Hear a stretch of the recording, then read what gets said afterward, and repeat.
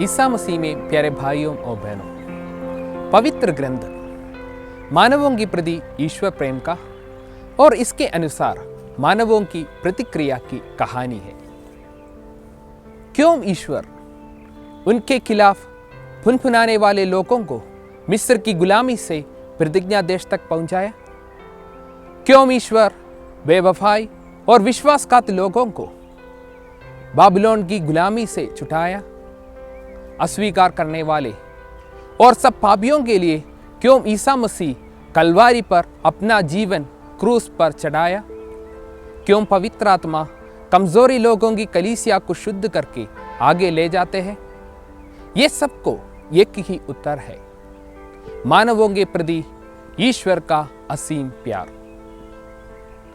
आज प्रगटीकरण काल के 6वें रविवार में चारों पाठों द्वारा माँ कलीसिया हमें सिखाती है कि मानवों के प्रति ईश्वर का प्रेम पुराने विधान में और नया विधान में कैसे प्रकट होता है और हमारा रक्षक ईसा मसीह द्वारा मिली मुक्ति हमें हमारे जीवन में कैसे प्राप्त करना है।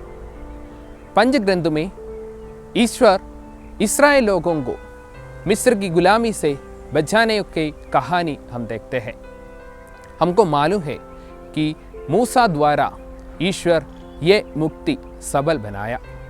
आज का पहला पाठ विधि विवरण ग्रंथ 18वां अध्याय 13 से 18 तक वाक्यों में मूसा जैसा एक नबी उत्पन्न होने वाली भविष्यवाणी हम सुनते हैं।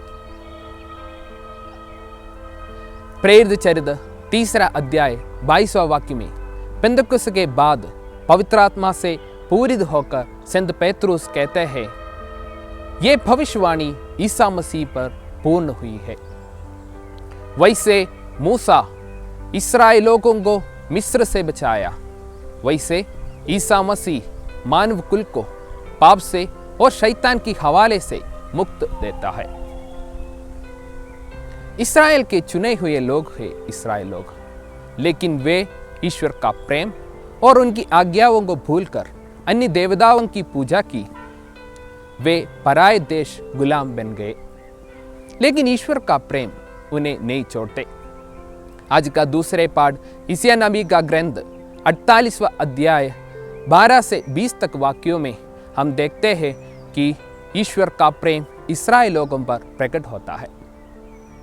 ईश्वर ने साइरस नामक एक विदेशी राजा को बुलाकर इस्राएल लोगों को बाबिलोन की गुलामी से छुटकारा और आजादी देते हैं। पुराने विधान में हम देखा है कि ईश्वर इस्राएल लोगों को मुक्ति देते हैं, लेकिन ये अनश्वर थे। नए विधान में जो मुक्ति ईसा मसीह द्वारा मिलते हैं वो आनंद जीवन देने वाला है। 2000 सालों के पहले कलवारी पर अपने जीवन कुर्बान करते हुए हमें दिया मुक्ति हमें कैसे प्रकट करना है?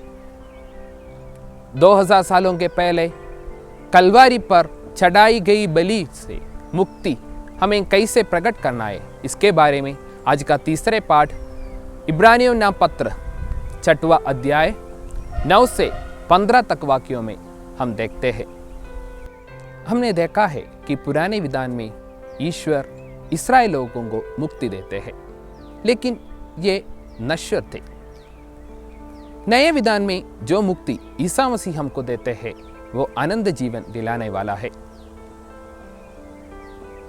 2000 सालों के पहले कलवारी पर चढ़ाई गई बलि से हमें कैसे मुक्ति प्राप्त करना है, इसके बारे में आज का तीसरे पाठ इब्रानियों नाम पत्र 6वां अध्याय 9 से 15 तक वाक्यों में हम देखते हैं।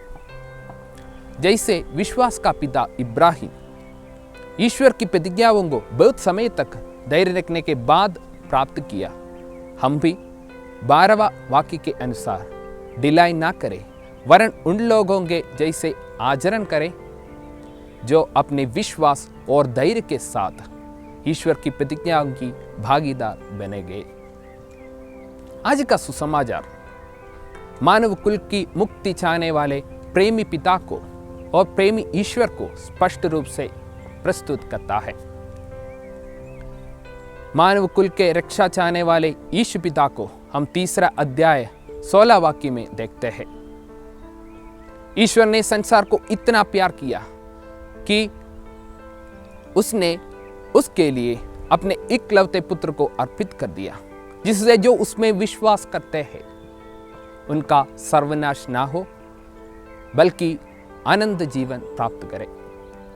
भेजे हुए पुत्र ईसा मसीह अपना जीवन अर्पित करते हुए मानव कुल को प्रेम प्रगटाया। 14 से वाक्यों में हम ऐसा देखते हैं, जिस तरह मूसा मरुभूमि में सांब को ऊपर उड़ाया, वैसे मानव पुत्र को भी पृथ्वी से ऊपर उड़ाना होगा, जिससे जो उसमें विश्वास करते हैं वह आनंद जीवन प्राप्त करे। प्यारे भाइयों और बहनों, आज मां कलीसिया हमें 2 संदेश देते हैं। पहला संदेश यह है कि हमारे रक्षक ईसा मसीह पर इब्राहिम की तरह अटूट विश्वास रखना है। जैसे मूसा मरुभूमि में सांब को ऊपर उड़ाया और देखने वालों को चंगाई मिला, वैसे पृथ्वी से ऊपर उड़ाने वाले मानव पुत्र को, मतलब क्रूस मरण, पुनरुत्थान और स्वर्गारोहण किए मसीह पर विश्वास करने वालों को आनंद जीवन मिलेगा। संत योहन का सुसमाचार 12वां अध्याय 32वां वाक्य में ईसा हमें कहते हैं, जब मैं पृथ्वी के ऊपर उड़ाए जाऊंगा तब सब लोगों को मेरे ओर आकर्षित करूंगा। दूसरा संदेश यह है कि ईश्वर प्रेम है और हम सबको प्यार करते हैं, इसलिए हम एक दूसरे को प्यार करना है। संत योहन के सुसमाचार में ईसा मसीह हमें एक ही आज्ञा देते हैं।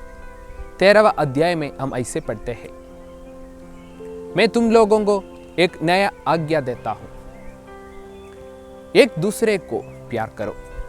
जैसे मैंने तुम लोगों को प्यार किया, वैसे तुम भी एक दूसरे को प्यार करना है। यदि तुम एक दूसरे को प्यार करोगे, उसी से सब लोग जान जाएंगे कि तुम मेरे शिष्य हो।